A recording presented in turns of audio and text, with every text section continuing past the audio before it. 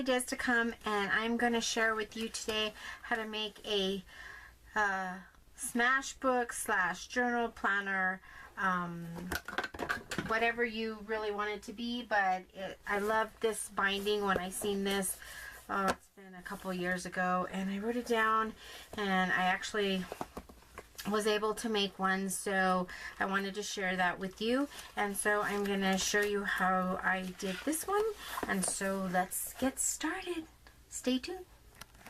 So basically, the things that you're going to need for this book, you'll need, if you're going to do like a smash book or a journal, 20 sheets of patterned paper, back and front, or pockets, paper for pockets, and you'll need chipboard. So you're going to do a binder, cut 7 by 8.5 inches long. Spine's going to be 1 1/8 by 8.5, and the spine paper is going to be 3 7/8 by 10. Binder covers, which are the inside here, are going to be 8 by 9.5, and they're not going to go all the way to here because that's where your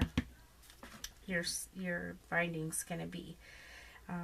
So the back and the front is 8 by 9.5, and then the inside 6 1/8 by 8 1/4.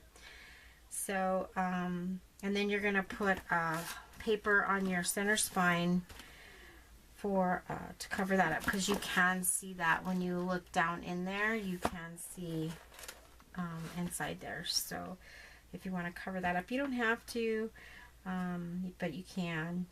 So you're going to need 20 pages. All 20 pages are going to be original instructions, 5 1/4 by 8 inches long, and your pocket pages. And then you can have a removable bookmark. That's probably easy enough. And either way, depends on what you're wanting. A smash book, mine's just gonna be like a scrap book type deal, where I'm gonna put different things in and decorate the front. I loved this paper, so I wanted to use that paper. I really loved that. So anyways, that's what you're gonna need, and we're gonna get started, so stay with me. So here we go. Once you have all your pieces, to front and back and your spine, and you cut out your other piece, and it is 8 by 9.5, and your back piece. And I like this paper. What I'm doing, all I did was I used my ATG gun.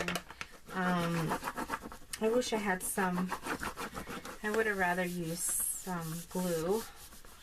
It would have been better. Kind of like the stick glue, like that. But this one's dried out, so I buy it and I don't use it. So that's what happens to me. So then I'm just gonna kind of crease these edges. I cut the edges just like that.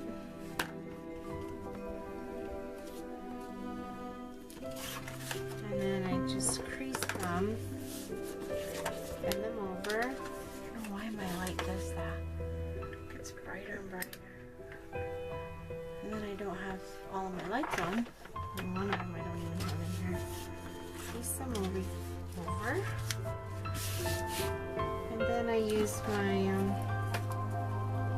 my other tape.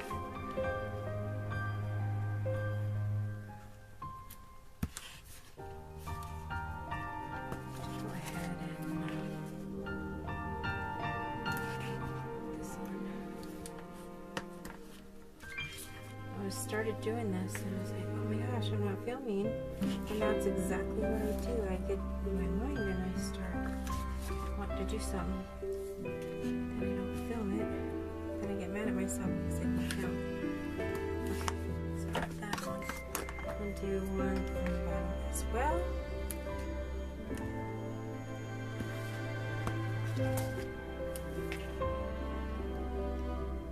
I'm thinking, geez, am I in frame? That one, the top one I want on the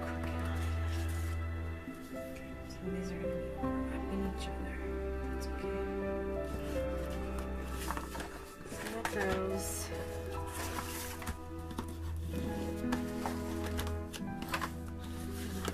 Lift those up.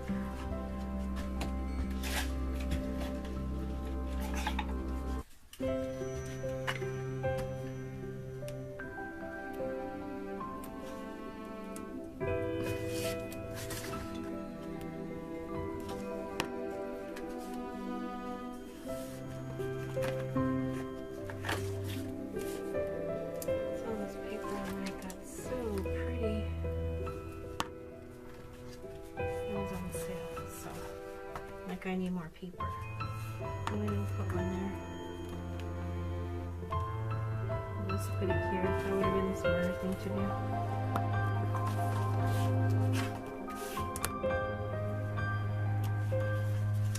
You need to save your little pieces that you cut because you'll use some of them. I would save mine anyways, I'm sure. Just save theirs anyway.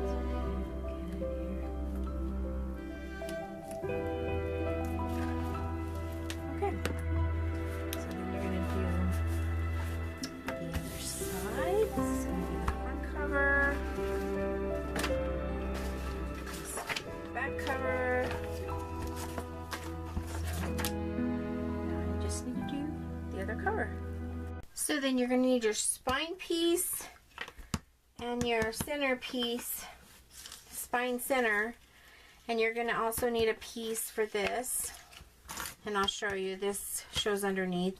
And you take this piece and you measure 1/8 of an inch on each side, fold over and glue so that the spine will look pretty. And this piece is going to go in the center. So then you take your center piece and you put it down on here, and you can eyeball it or you can actually measure it with your ruler, and I just real quickly measure it. Be sure that it's center, and then I mark it so I know where it's gonna go, like that. So then this is probably not too thick, a medium weight chipboard, and so I just have 2 pieces glued together to use as a spacer. So when after I glue this down, I'm going to put my spacer on there so I know where, actually this is going to go this way. I still need to do some gluing, so it gives it some room so that page will be able to open and close. And that'll give it some room in between. And I'm sticking to all the tape.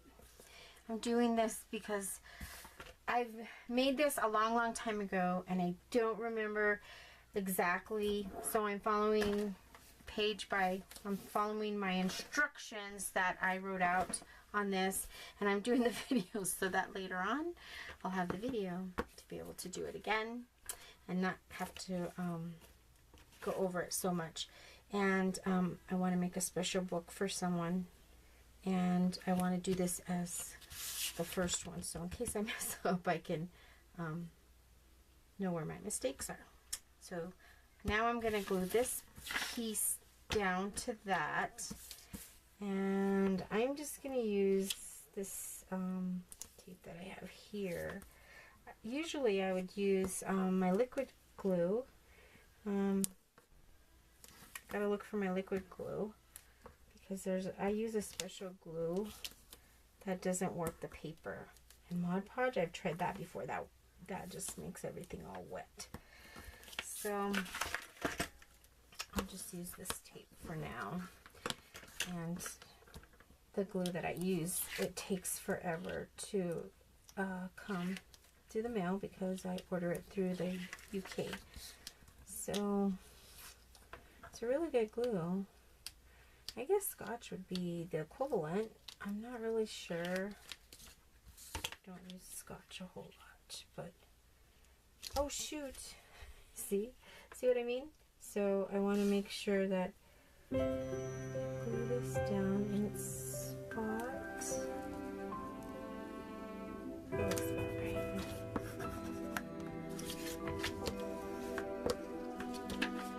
Right there.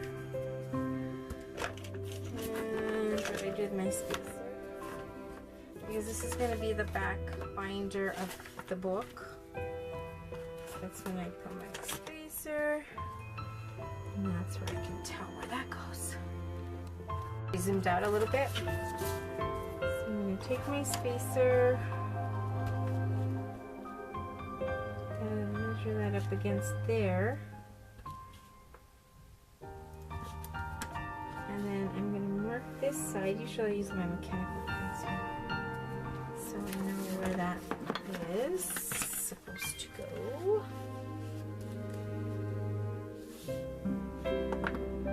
This side as well. The top seems a little bit off. So I'm going to make sure that I have that.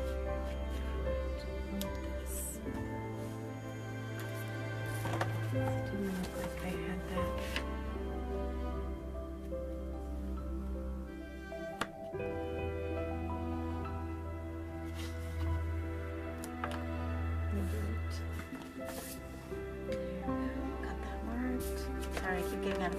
So now I'm going to put my score tape on this side of the line, and you don't go all the way down, you just go as far as this is.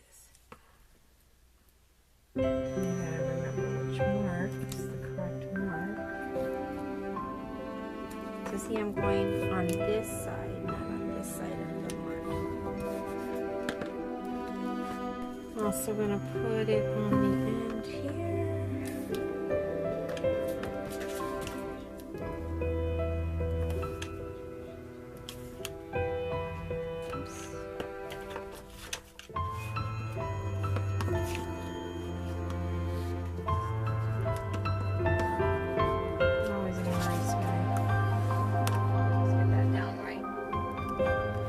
Okay, so I need to move all of this stuff out of my way. So, got my covers, got my binding, and then I had to decide how I wanted my pages to go because they're going to go right here, and I'm going to follow that line that I have there with my pencil. So, going to remove this side. First, if I can get it off, I'll tell you, I had to recover this binding part because I covered it with a paper that didn't really look right, so I had to, oops, recover that. So there's that. I want it like that. I'm gonna put it right where my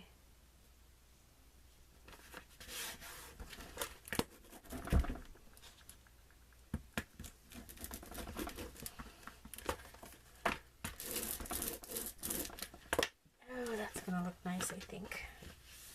And I'll do the other side. Hope you're able to see what I'm doing.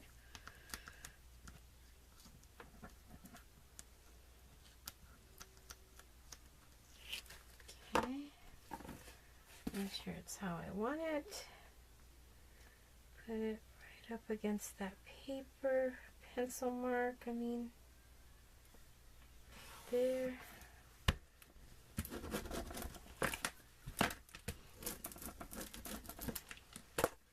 Oh, and then I need,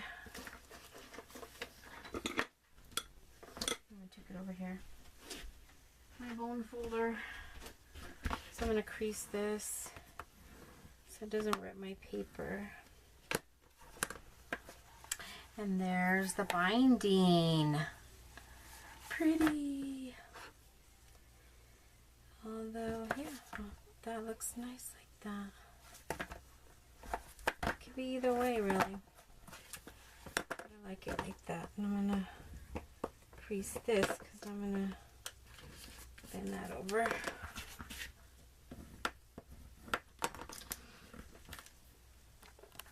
I keep getting out of frame. My camera doesn't want to cooperate. So then I'm going to put a piece right here and one here. I bent that over, so I gotta cut that off.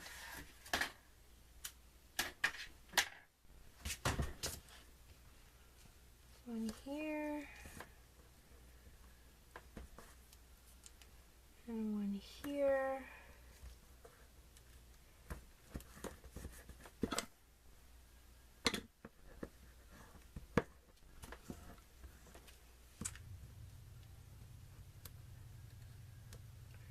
I learned this watching another lady, and I don't remember what her name was. And I loved this book.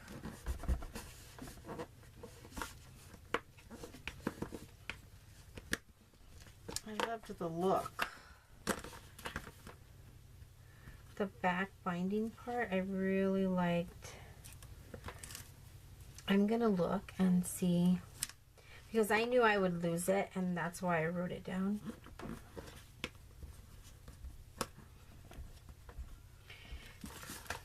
But I was there just not too many months ago. I was trying to do them again. But there you go. Isn't that pretty? So pretty. So there's the cover. I love that paper. So there's the cover. So I hope you'll stay with me to the next video. If some of the papers that I use, I forgot to mention, the Floral Shop is the paper pad that I'm using. It's the Paper Studio, and I use that one for the cover, and I use several of the other papers inside. So stay tuned for the next video. Hope you stick with me. Bye for now.